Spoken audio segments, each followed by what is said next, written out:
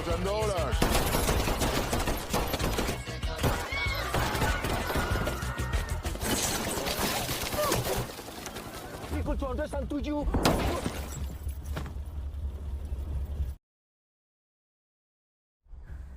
Film ini dimulai pada tahun 1993 di mana terlihat seorang jurnalis bernama Virginia baru tiba di Amerika Serikat dan dikawal ketat oleh DEA, Badan Narkotika dari Amerika atau yang biasa kita sebut dengan BNN.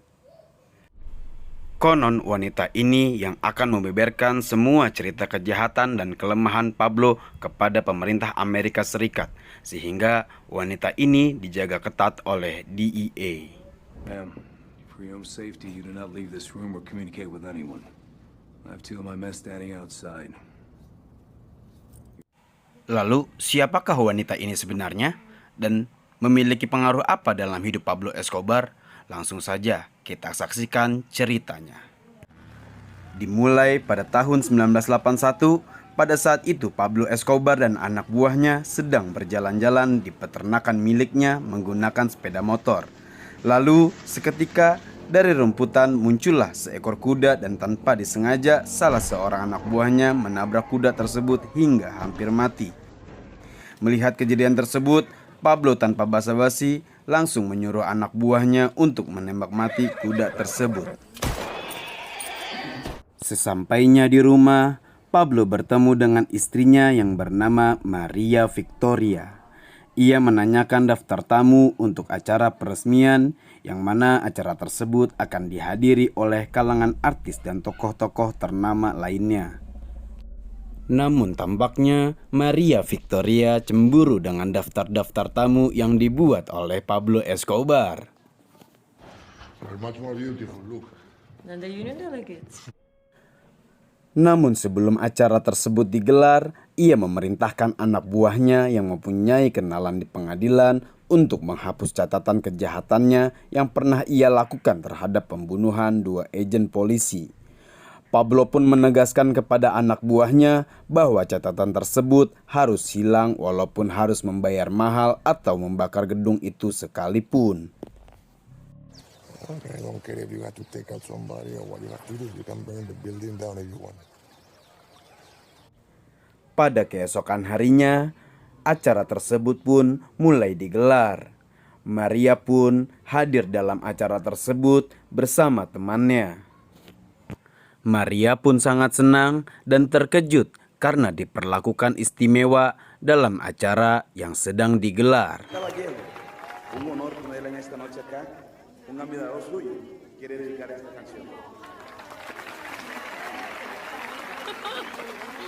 Ternyata ini adalah rencana Pablo Escobar untuk menarik hati Maria.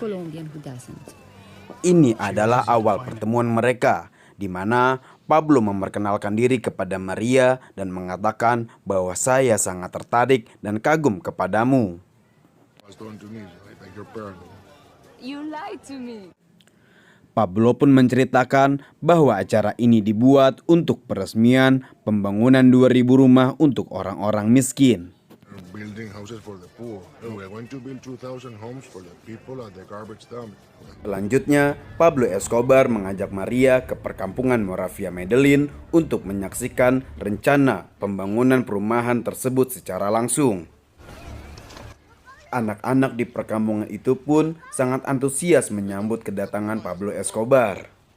Hal tersebut pun sontak membuat Maria sangat kagum dan terkesima dengan sosok Pablo Escobar.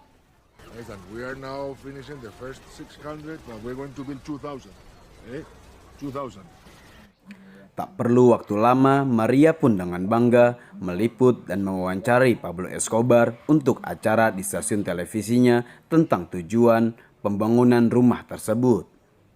Well, it is painful for us to see so many children starving, completely unprotected by the government. Hari demi hari, hubungan mereka pun semakin akrab. Maria terlihat sudah tidak peduli dengan latar belakang yang dimiliki oleh Pablo Escobar lagi. Kemudian, keesokan harinya dibawalah Virginia ke salah satu rapat rahasia, di mana rapat rahasia tersebut bertujuan untuk mendistribusikan narkoba ke berbagai daerah wilayah di Amerika Serikat. Dengan bangganya, Pablo Escobar pun memperkenalkan Virginia kepada teman-teman kartelnya. Tapi anehnya, Virginia pun tidak merasa takut. Justru Virginia malah merasa senang.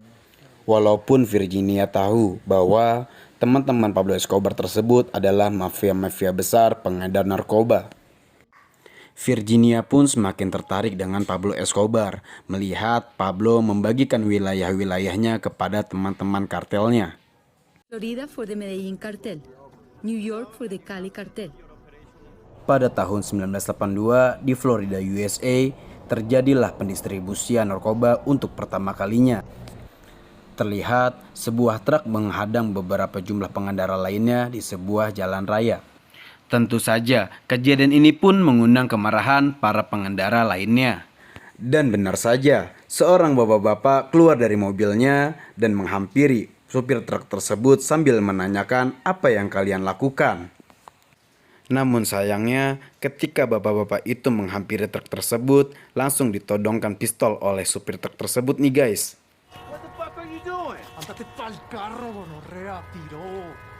Tak perlu waktu lama, sebuah pesawat pun mulai mendarat ke jalanan nih guys. Dan sekelompok orang berlari-lari mengambil barang haram tersebut. Do the math. 1 kilo is worth $7,000 here in Colombia.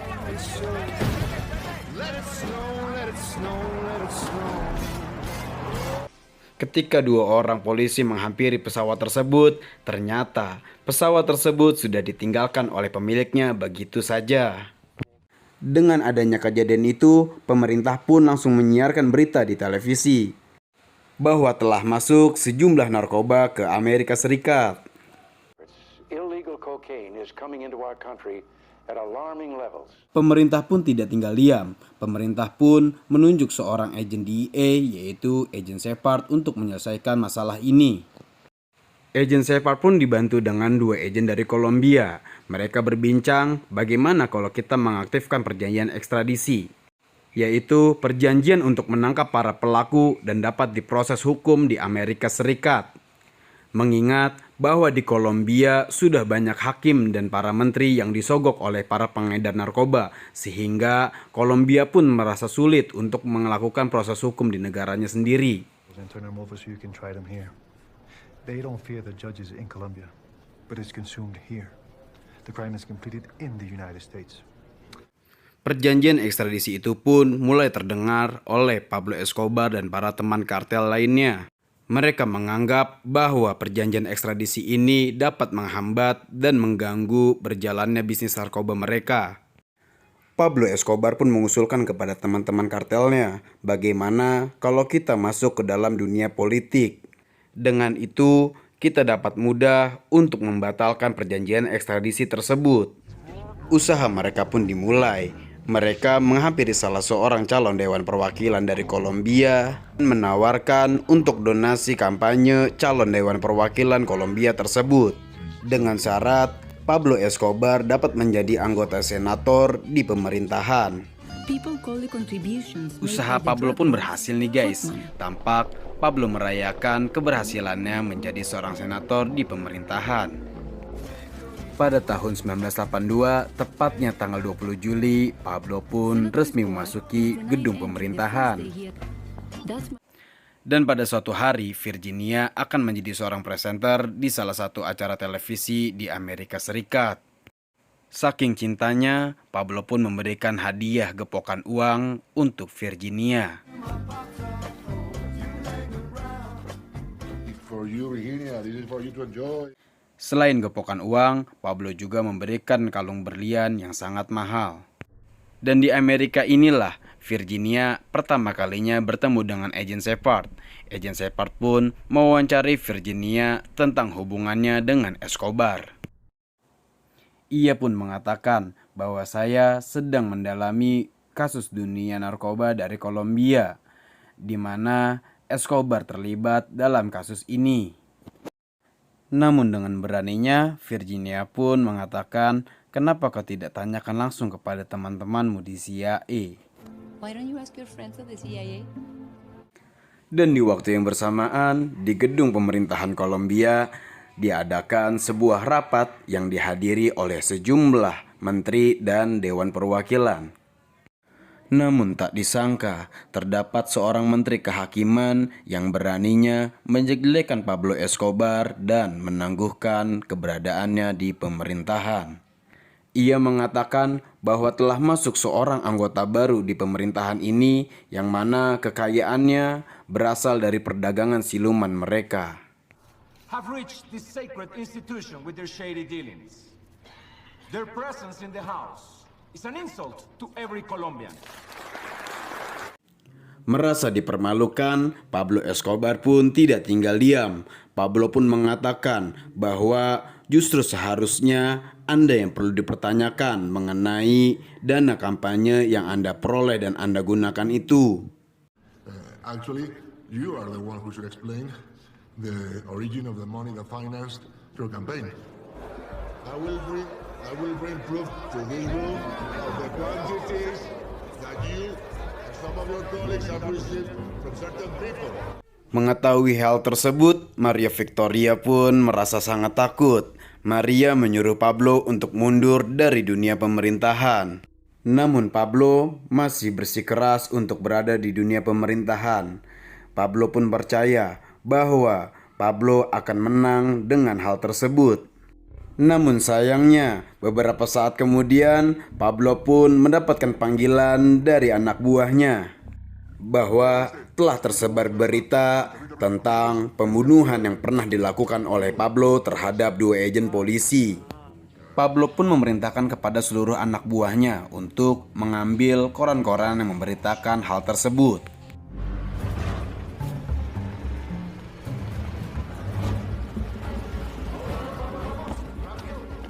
Rupanya, perintah yang pernah diberikan oleh Pablo untuk menghapus catatan kriminalnya tidak dilakukan oleh anak buahnya nih guys. Justru uang tersebut malah digunakan anak buahnya untuk bermain wanita. Sebagai hukumannya, Pablo pun memerintahkan anak buah yang lainnya untuk membunuh anak buah tersebut. The gatillero Pablo sent to erase his past didn't do his job. Situasi pun mulai memanas. Pablo dan teman-teman kartel lainnya mulai merencanakan pembunuhan terhadap sang menteri tersebut. Beberapa hari kemudian, Pablo pun bertemu dengan Virginia. Pablo memberikan sebuah kotak hadiah untuk Virginia. Ternyata isi kotak itu adalah sebuah senjata. Pablo mengatakan bahwa senjata itu untuk jaga diri, mengingat situasi yang tidak baik-baik saja. Dan inilah pendidikan Sicario yang dibuat oleh Pablo Escobar dan teman pengedar narkoba lainnya. Sicario merupakan sebutan untuk pembunuh bayaran di negara Kolombia. Pembunuh bayaran itu pun berasal dari kalangan anak-anak. Mereka berani mati asalkan diberikan $20.000 untuk keluarganya. Mereka menganggap bahwa uang tersebut lebih berharga dibandingkan sisa umur hidupnya. Dan di waktu yang sama, pembunuhan sang menteri pun dilakukan. Virginia yang pada saat itu juga sedang membawakan acara stasiun televisinya diminta untuk memberitakan bahwa telah terbunuhnya sang menteri pada hari itu. Selanjutnya, di Panama pada tahun 1984, Pablo dan teman-teman kartel lainnya mendatangi sebuah gedung pemerintahan. Ia mengadakan rapat yang bertujuan untuk menawarkan sejumlah dana kepada pemerintahan Kolombia, di mana dana tersebut bisa digunakan pemerintah Kolombia untuk membantu perekonomian nasional dan melunasi hutang-hutang negara. Dengan syarat ia meminta sebuah amnesti untuk menghilangkan kejahatan yang pernah ia lakukan. Dan ia meminta juga agar perjanjian ekstradisi itu dapat dibatalkan. Namun sayangnya penawaran mereka pun ditolak oleh perwakilan dari pemerintah. Karena penolakan tersebut, Pablo pun mengatakan bahwa ia siap berperang dengan pemerintah. Teror pun mulai dilakukan. Pembunuhan terjadi di mana-mana yang menandakan bahwa Escobar siap berperang kepada pemerintah. Dan pada malam hari, Pablo bertemu dengan Virginia. Ia menceritakan bahwa ia sedang melakukan perlawanan terhadap pemerintah. Virginia pun kaget mendengar pernyataan dari Pablo. Ia menyarankan kepada Pablo agar mencari solusi lain terhadap perlawanan pemerintah. Tapi sayangnya, ia tidak mendengarkan perkataan Virginia. Ia tetap bersikeras akan melakukan rencana peperangan ini. Teror selanjutnya pun dimulai. Terlihat Pablo mengancam salah seorang dewan perwakilan dari pemerintahan dengan mengirimkan karangan bunga dan peti mati ke rumahnya. Mengetahui kiriman tersebut dari Pablo, dewan perwakilan itu pun langsung terkena serangan jantung.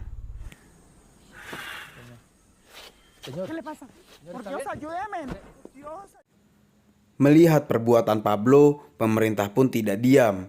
Pemerintah menyebarkan berita bahwa siapa saja yang dapat menangkap Pablo akan diberi hadiah sebesar 1 miliar peso. Melihat berita yang tersebar, Pablo pun mulai menyusun peperangan ini. Rencana peperangan ini dimulai dengan memberikan sejumlah senjata kepada para sicario. Ia berjanji akan memberikan sejumlah uang kepada siapa saja yang dapat membunuh. Dengan harga $2.000 untuk setiap polisi yang mati dan $5.000 untuk setiap sersan, kemudian $10.000 untuk setiap letnan, dan terakhir $50.000 untuk setiap mayor. Dengan melihat banyaknya korban, pemerintah pun memerintahkan pasukan keamanan untuk menangkap para sicario tersebut dan mengeksekusinya. 10 executions for each dead police officer. Dan di markas pusat Searchblock Medellin, pemerintah Kolombia membentuk pasukan khusus untuk menangkap Pablo Escobar. Dengan peralatan canggih pada saat itu, pasukan khusus mulai melacak Pablo melalui jaringan telepon. Tapi Pablo mengetahui rencana itu, sehingga Pablo menyuruh anak buahnya untuk berpura-pura menelpon melihat dia.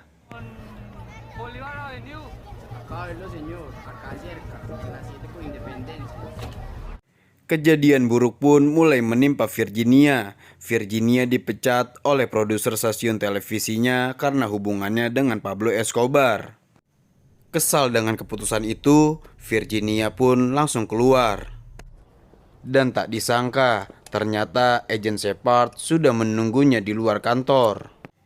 Agent Shepard menawarkan kepada Virginia untuk bekerja sama dengan pemerintah. Dengan imbalan, Virginia akan dilindungi oleh negara. Help us. In exchange for what? Protection. Protection, there is no such thing. Tapi Virginia menolak tawaran tersebut. Virginia tahu bahwa Pablo akan menemukannya di mana saja. Karena kejadian yang dialaminya, Virginia mulai membenci Pablo. Virginia meminta kepada Pablo agar menjauhi dirinya. Selanjutnya, Pablo pun mulai tercium oleh pasukan khusus. Terlihat sebuah helikopter menyerang persembunyiannya.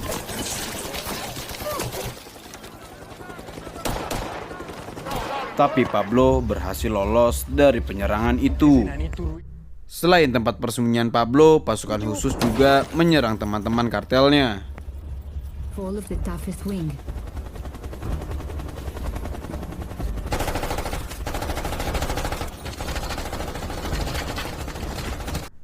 Lalu pada tahun 1989, Pablo mulai melakukan teror kembali untuk pemerintah.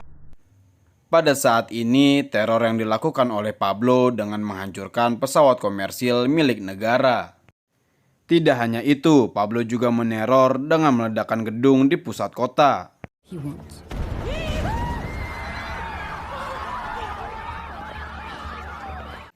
Melihat perbuatan Pablo yang makin mengkhawatirkan, pemerintah pun melakukan negosiasi agar Pablo mau menyerahkan diri. Negosiasi itu pun berhasil nih guys. Terlihat Pablo menyerahkan diri, namun dengan syarat pemerintah mau membatalkan perjanjian ekstradisi itu. Selain itu, Pablo juga meminta agar dia dipenjara di tempat penjara yang dibuat olehnya. Dan pada tahun 1991, tepatnya tanggal 19 Juni, Pablo resmi dipenjara yang dibuat olehnya.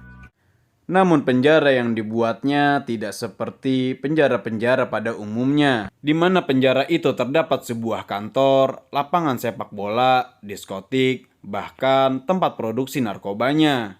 Sehingga Pablo pun tetap dapat menjalankan bisnis narkobanya walaupun ia di dalam penjara. Dan pada suatu hari keluarganya menjenguk Pablo di penjara. Putrinya yang bernama Manuela meminta kepada Pablo untuk dibelikan sebuah es krim. Tapi ketika Pablo mengajak putrinya keluar dari penjara untuk membelikan sebuah es krim, Pablo pun ditodong senjata oleh pasukan khusus. Melihat kejadian itu, Pablo pun sempat sedih hingga meneteskan air mata.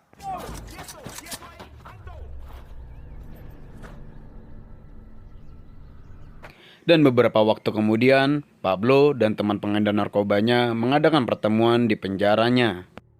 Pablo mempertanyakan tentang hasil yang tidak sesuai dengan kesepakatan. Mereka menjelaskan bahwa bisnis pada saat ini tidak seperti dulu. Namun Pablo pun tidak percaya dengan penjelasan mereka. Pablo menganggap bahwa mereka melakukan kecurangan sehingga Pablo menyuruh anak buahnya untuk mengeksekusinya.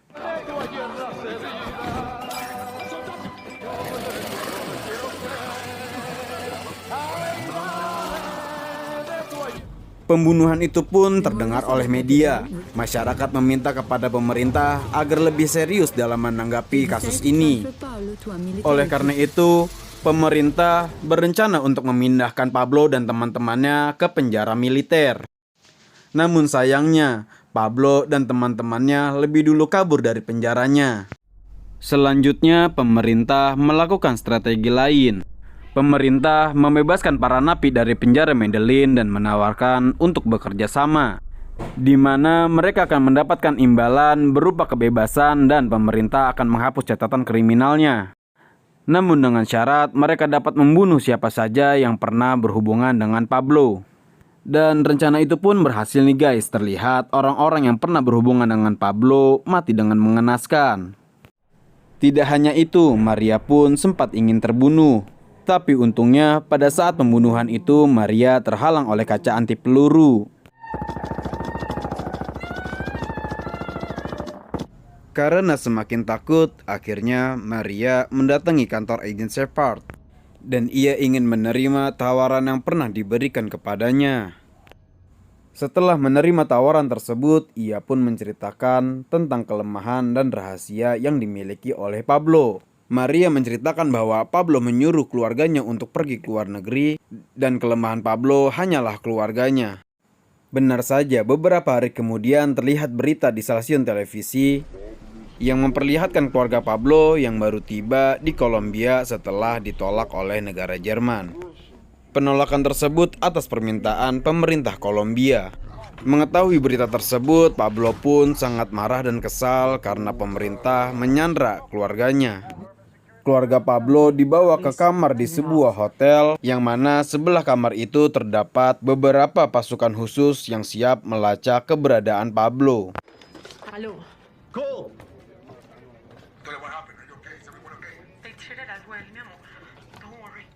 Melalui jaringan telepon tersebut, akhirnya polisi dapat melacak keberadaan Pablo. Dan sebelum penangkapan itu terjadi, Pablo sempat berbicara dengan putranya.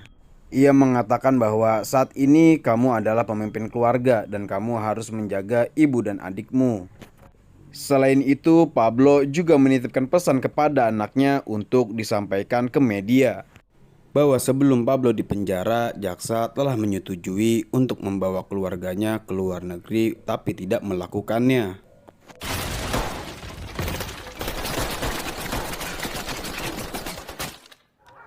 Dan inilah akhir dari kehidupan Pablo. Setelah penggerbekan, Pablo tertembak hingga mati.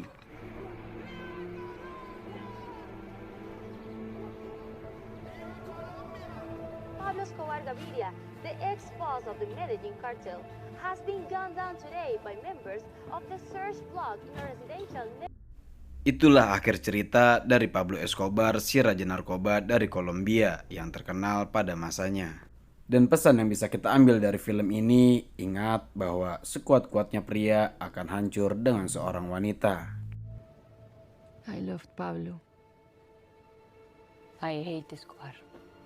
Would you be willing to testify before a federal judge?